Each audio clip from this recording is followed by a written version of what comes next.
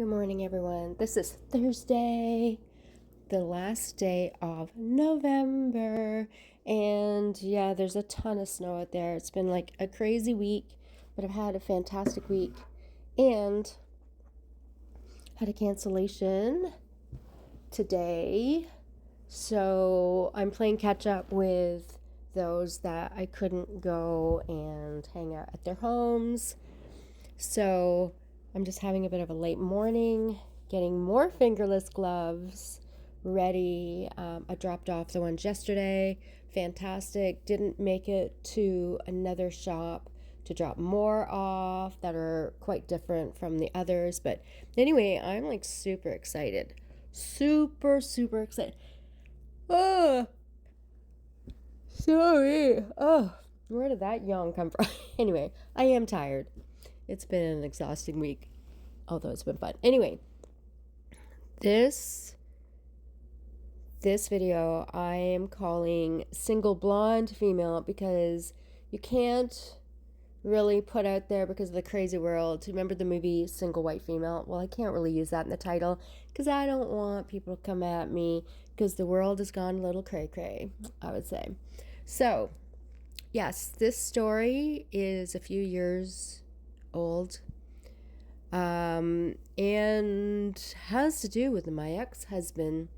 And I had a woman reach out on Instagram and she was like, hey, I want a bag. And I'm like, can you be more specific? Because normally people would just go to my Etsy shop, order something, reach out to me there, and then I know exactly what it is that they want.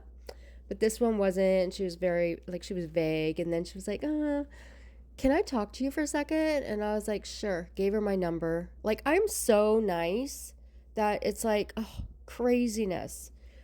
So anyway, gave her my number. She called and then she's talking about the bag. And then she goes right to, so your ex is David. And I'm like, take a minute. Yes, you are correct. And then she said she just had a couple of questions for me, which was kind of weird because who goes to somebody's ex and asks, that was like weird. Sorry that came out odd. So who goes and asks questions about someone's ex because you're wanting to date them? So right away, I should have said, you know what? I'm not really interested in this. Like, good luck to you, and left it at that and went away. But I didn't. So anyway, she said, I can't remember. She had two questions. The first one was, actually, it should have been the final one, and she probably never should have spoken to him again. She said, the first wife, he left a house to in Hamilton when they got divorced. Is that correct? And I said, yes, it is. And then she said, the second wife, which would have been me,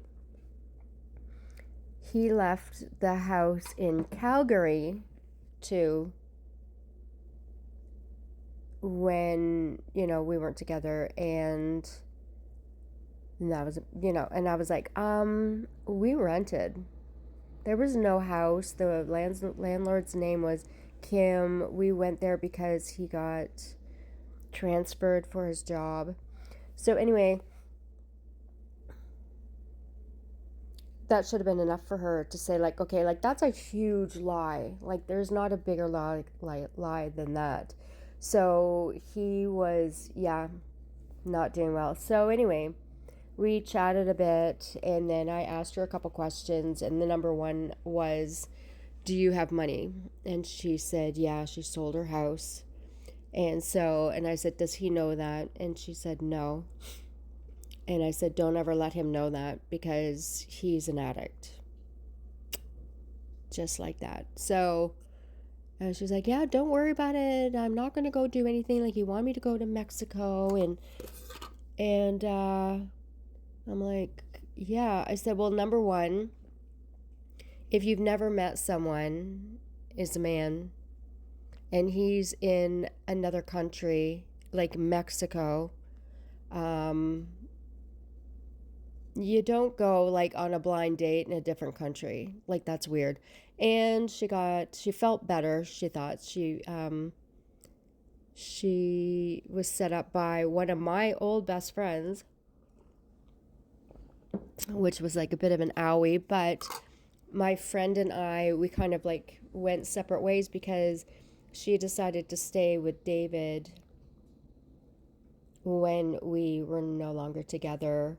And I, made people choose because I didn't want them to look on either side like a soap opera. So, anyway, yeah, so that was a bit of an owie. So, yeah, so she orders this bag, and then the guy I was seeing wrote his scammer book, basically his calling card for anybody he wanted to date. And so we met in Peterborough at my favorite place. And there she was sitting in front of us. I had the bag, he had the book. And so she just talked. And so she looked at me and then she was like, we could be sisters. And I looked at her and looked at this guy. I was like, we look nothing alike. And I think she was like 65. Like, I don't know. She was just shorter and she had blonde hair. She was like, what color do you put on your hair? Like, she was asking me all these strange questions. I don't know if it was on the phone because that was really nice. And, just talking. And I was like, I'm just going to say, like, you're going to do whatever you want, but I'm just going to say, like, if someone's lying to you, like, that's just not a great start to any type of a relationship. So, but anyway, she met with us. She talked with us. We stayed probably a good half an hour, got our money, and we went about our way. And then a few weeks later, I think we were friends on Facebook. And a few weeks later, I get a message, I think maybe on my phone, like I don't remember where. And then she was like, sorry, yeah, I had to block you from whatever, social media and this and that, and get you off my phone because she went to see him. She flew to Mexico where he ended up dying. If you recall a different video that I did about becoming a widow. Anyway, she says, I'm sorry this is going to be a longer video, but it's kind of weird. And so she said that while she was there, she was sleeping in the bed and she got up and he wasn't in the bed. And then she woke up, he wasn't in the bed, so she got up and she was like creeping through this place. And he was just a house sitter. He didn't have a job, really. He didn't work anymore. He was pretentious and like, oh, I'm living a life of Riley. Like, no, he was a homeless man, living in Mexico as opposed to Canada. Anyway, she creeps up to the living room and there he is on a screen, watching a video, and it's me. It's me on the video. He's watching a video that I did with the guy I was dating. In the beginning, we were going to do videos together. So, and it was about dating. So anyway, she walks up to him and then he turns around to her and he was like, do you know her? And she was like, what? Who? And he's like, that's my ex. And she was like, oh, I had no idea. So she had to pretend that she didn't know who I was because she didn't want to freak him out because she's with this strange man in Mexico who's watching my video in the middle of the night. Ooh, so creepy. So anyway, she has her, I don't know, 2 or 3 weeks there.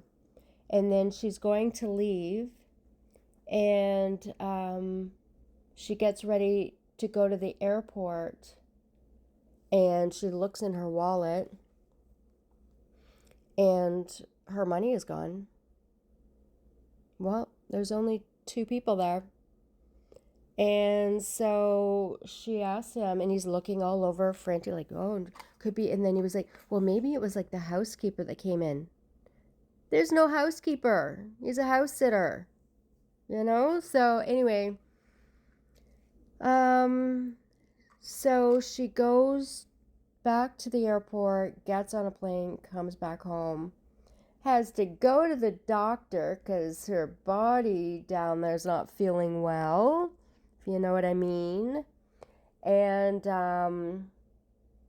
yeah, and then she calls me. So I'm sitting there and I'm like, number one, this is like uncomfortable. Like, why do I need to know? Like, I don't care what happens with that guy. Like, we're not together. I don't care what happens with any ex.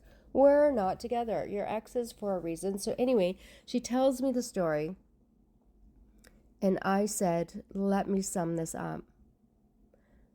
You want to date a guy that you've never met.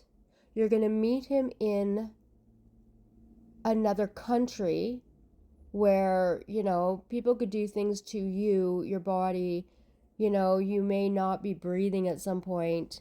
You have children, you have grandchildren, this and that. You take a risk, you go there, and then you hang out with a homeless man who then robs you.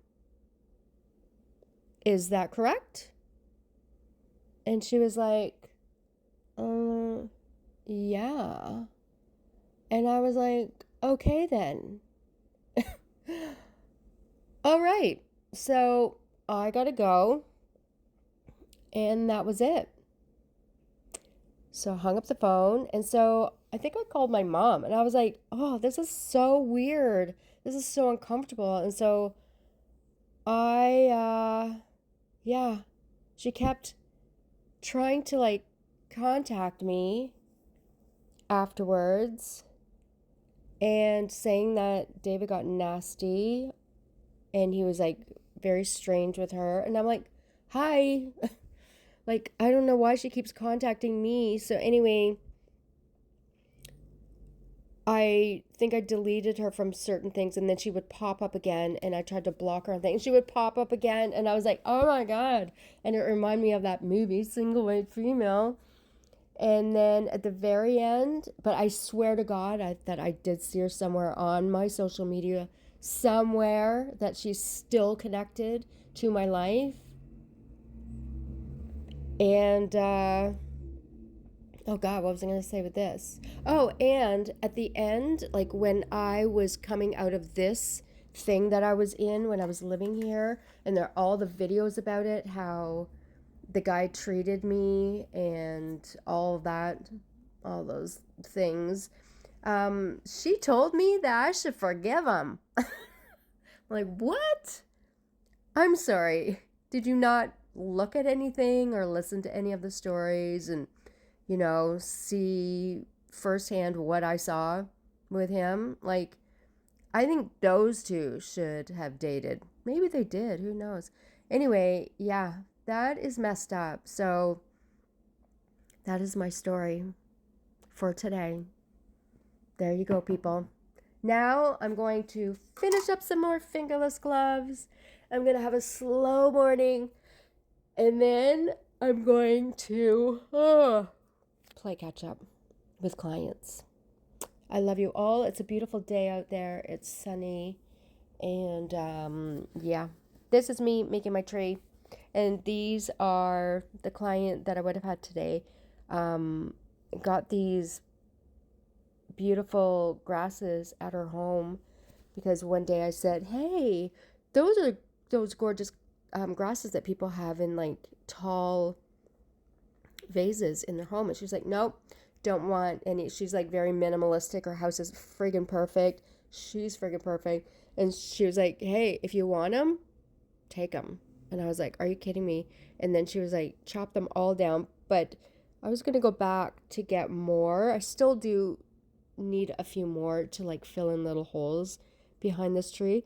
But then it snowed. Hold on, I'm going to yawn again. And wasn't able to chop the other ones down. But I'll rip them down for her after work. Probably in the spring or I don't know. Maybe I'll go out on a nice day and chop the rest down. put them somewhere. Anyway, I love you all. Thank you for listening to me. And yeah, this is a crazy story. And chances are she's probably going to watch this video. She might even comment if she really has big balls. And I'll probably leave it on there when it happens, because that will be interesting. Anyway, stay tuned and like and subscribe if you haven't. I'm almost at 200 subscribers. If I get 500, I actually can start getting paid for this. Yeah, there you go. Get paid. Oh, and now my phone's going up. Listen to what I have. This is like Mo Kaufman. I got a flute from my parents way back in the day, so I used to play Mo Kaufman. So that's what I have on my phone. Anyway, I love you all. Have a great day. Chat soon. Bye-bye.